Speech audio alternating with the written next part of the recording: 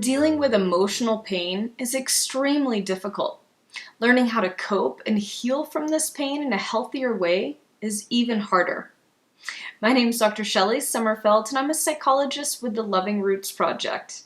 And today I wanted to talk a bit about developing good coping skills because they're essential to healing. We all need outlets. We need healthy ways to express our feelings and emotions. Actually, healing from emotional pain is important and powerful versus getting stuck and letting the negative feelings really hinder you from living life to your full potential. Most people attempt to avoid emotional pain that they're feeling, and it's because it causes us to feel bad, and we get trapped in a cycle that can hold on to that negativity.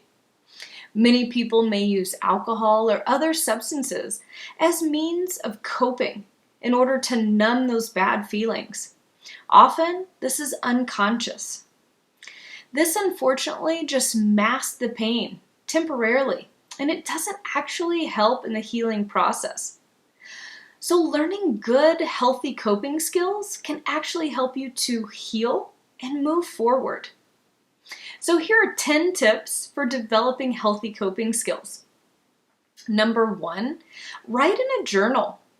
Writing about your emotional pain can be very powerful, and it can really help in releasing emotions. Journaling allows you to mentally think about your process, your feelings, and express them. And second, use creativity. This could be drawing, knitting, art, dance, photography, music, making pottery, or really any activity that you enjoy. This exercise is similar to writing in a journal because it allows for the release of emotions. Through activities, we're able to find fun, freedom, distraction, and other times, it gives us relief from holding on to negative emotions. So find something creative to really serve as an outlet to release some of those feelings. And next, find a healthy support system. This could include talking to a friend, a family member, or even joining support groups. Having a social and emotional outlet is important. Also, speaking to someone and actually saying words aloud about your situation can be really helpful in healing. One word of caution with this, though. Don't get bogged down with the negativity and repeatedly venting, where it turns into an unhealthy rumination and you get stuck in that process. Make sure that your conversations with others are healthy and focus on your healing. Next, use self-reflection. Think about your own role in the situation that's upsetting you and look for ways in which you can improve. Most of the time, when we become angry at someone else, we finger point. We look at the ways the other person has hurt us or what they've done wrong, not at ourselves.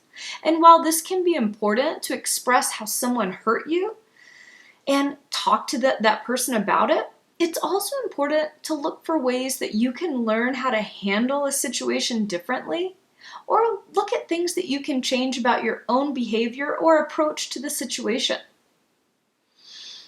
Try relaxation techniques. There are many different types of relaxation that can be really helpful during emotional pain and stress.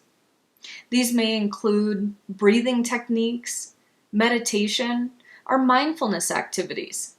Just taking a few moments during the day to focus on breath can be very effective. Or if you'd like a more detailed and guided exercise, go to our webpage at lovingroots.com and you'll find a beginner's mindfulness exercise. And next, distract yourself. There are times when our emotional state can be overwhelming and difficult to manage. This is when having a distraction may actually help with coping. A distraction could be something as simple as watching a movie, just to take your mind off of things temporarily. It allows you that moment of not having to think of emotional pain and really to gain some composure and control over how you're feeling. My next tip is exercise. Physical exercise is really a key component to overall mind-body wellness. Movement can allow for our negative emotions to become unstuck and actually move, therefore allowing you to process emotions and release them. So don't discount the importance of going for a walk or going to the gym. Exercise can also help in reducing the negative impacts of stress that has caused your body to be stressed and take on extra burden. And next, identify unhealthy thinking patterns. Learn to identify unhealthy ways that you're thinking, such as rumination or even just negative thinking, and work toward changing these patterns. For example, when you notice yourself engaging in negative thinking, use self-talk to change that pattern. You can say things like, I will get through this. I can do this. I am strong. I am brave. Changing the way that we think can have a very positive impact. And next, sit with your emotions.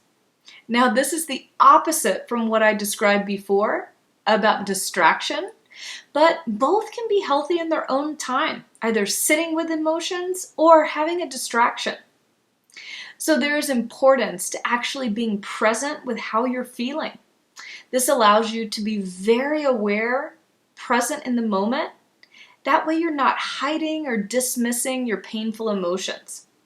It allows you an opportunity to reflect and validate your feelings. This again can help you to process your emotions and work toward healing. And lastly, look forward.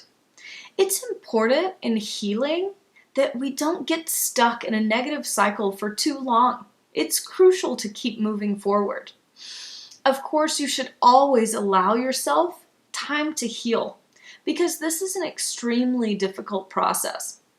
It's important also that you're working toward progress and looking toward the future.